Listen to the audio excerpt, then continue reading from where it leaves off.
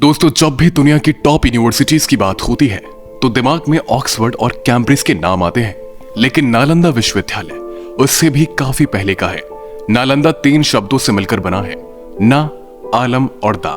इसका मतलब है ऐसा उपहार जिसकी कोई सीमा नहीं है। इसे 5वीं सदी में गुप्त काल में बनाया गया था और 7वीं शताब्दी तक यह महान यूनिवर्सिटी बन चुकी थी। यह एक विशाल बौद्ध मठ का हिस्सा था और कहा जाता है कि इसकी सीमा करीब 57 एकड़ में थी। इसके अलावा कई रिपोर्ट्स में इसे और भी बड़ा होने का दावा किया जाता है। कुछ रिकॉर्ड्स के मुताबिक यह आम के बगीचे पर बनी थी जिन्हें कुछ व्यापारियों ने गौतम बुद्ध को दिया था। तो वही मॉडर्न वर्ल्ड को इसके बारे में 19वीं शताब्दी के दौरान पता चला था।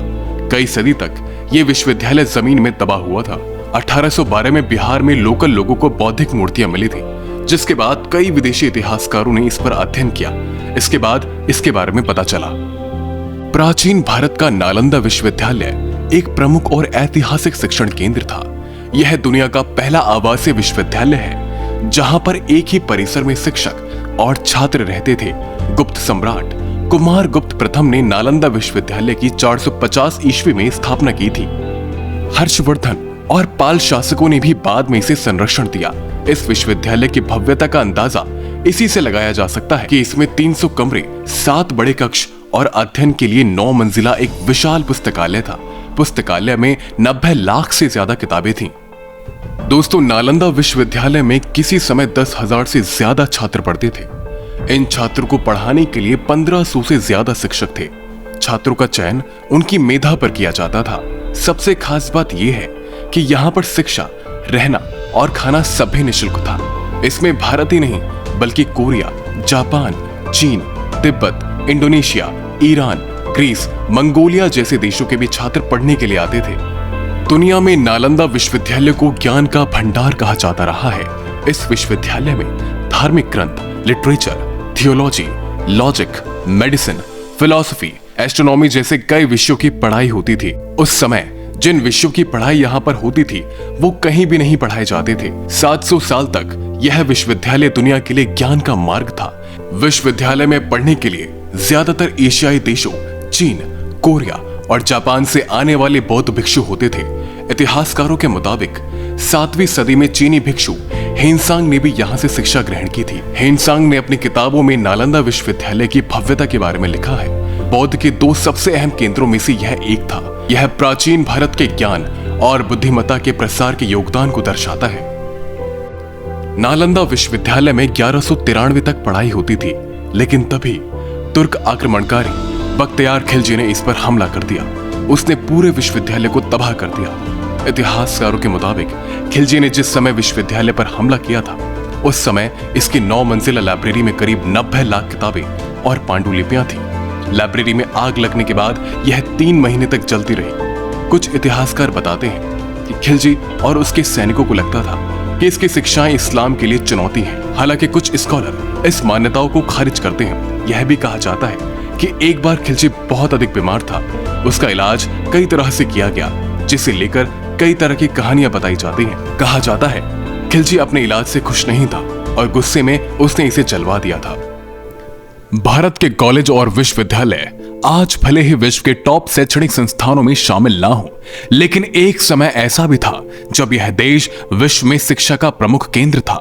भारत में ही दुनिया का पहला आवासीय विश्वविद्यालय खुला था, जिसे आज हम नालंदा विश्वविद्यालय के नाम से जानते हैं। इतिहास के अनुसार सन 1193 में बख्तियार खिलजी के आक्रमण के बाद इसे नेस्तनाबूद कर दिया गया था। कहा जाता है कि आक्रमण के दौरान यहां पर आग लगा दी गई। उस समय नालंदा विश्वविद्यालय के पुस्तकालय में इतनी किताबें थीं कि कई सप्ताह तक आग नहीं बुझ पाई। इस आक्रमण में यहां कार्य करने वाले कई धर्माचार्य और बौद्ध भिक्षुओं को भी मार डाला गया था। प्राचीन नालंदा विश्वविद्यालय का पूरा परिसर एक विशाल दीवार से घिरा हुआ था, जिसमें प्रवेश के लिए एक मुख्य द्वार था। उत्तर से दक्षिण की ओर मठों की कतार थी और उनके सामने अनेक भव्य स्तूप और मंदिर थे। मंदिरों में बुद्ध भगवान की सुंदर मूर्तियां स्थापित थी, जो अब नष्ट हो चुकी हैं। नालंदा विश्वविद्यालय की दीवारों के अवशेष आज भी इतने चौड़े हैं कि इनके ऊपर ट्रक भी चलाया जा सकता है। पटना से 90 किलोमीटर और बिहार शरीफ से करीब 12 किलोमीटर दूर दक्षिण में आज भी इस विश्व प्रसिद्ध प्राचीन बौद्ध विश्वविद्यालय के खंडर स्थित हैं। अब जानते हैं नालंदा विश्वविद्यालय की कुछ ऐसी बातें जो शायद ही आपने सुनी हो। दोस्तों, नालंदा को तक्षशिला के बाद दुनिया का दूसरा सबसे प्राचीन विश्वविद्यालय माना जाता है। वहीं आवासीय परिसर के तौर पर यह पहला विश्वविद्यालय है। यह 800 साल तक अस्तित्व में रहा। इस विश्वविद्यालय की स्थापना का उद्देश्य ध्यान और आध्यात्म के लिए एक स्थान बनाने से था।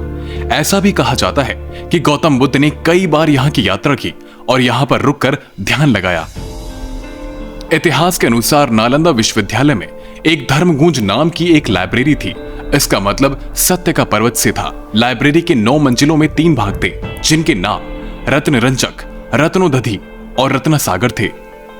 इस विश्वविद्यालय में कई महान विद्वानों ने पढ़ाई की थी, जिसमें मुख्य रूप से हर्षवर्धन, धर्मपाल, वसुबंधु, धर्मकीर्ति, आर्यवेद, नागार्जुन का नाम शामिल है। नालंदा यूनिवर्सिटी का इतिहास चीन के हेनसांग और इत्सिंग ने खोजा था। ये दोनों 7वीं शताब्दी में भारत आए थे। इन दोनों ने चीन लौटने के बाद नालंदा के बारे में विस्तार से लिखा और इसे विश्व का सबसे बड़ा विश्वविद्यालय बताया था। इस विश्वविद्यालय की खास बात यह थी कि यहाँ लोकतांत्रिक प्रणाली से सभी कार्य होते थे। कोई भी फैसला सभी की सहमति से लिया जाता था। मतलब सन्यासियों के साथ टीचर्स और स्टूडेंट्स भी अपनी राय देते थे। खुदाई के दौरान यहाँ 1.5 लाख वर्ग फीट में नालंदा यूनिवर्सिटी के अवशेष मिले हैं। ऐसा माना जाता है कि ये सिर्फ यूनिवर्सिटी का 10% हिस्सा ही है। दोस्तों, इतने खूबसूरत विश्वविख्यात विश्वविद्यालय होने के बाद आज तो किस बात का है कि बख्तियार ने नालंदा को लूटा। विश्वविद्यालय के पुस्तकालय में लाखों ग्रंथ थे। वे ग्रंथ जिनमें सदियों की बुद्धि और ज्ञान समाया था, उन ग्रंथों को आग के हवाले कर दिया गया। कहा जाता है नालंदा का पुस्तकालय 3 महीने तक चलता रहा।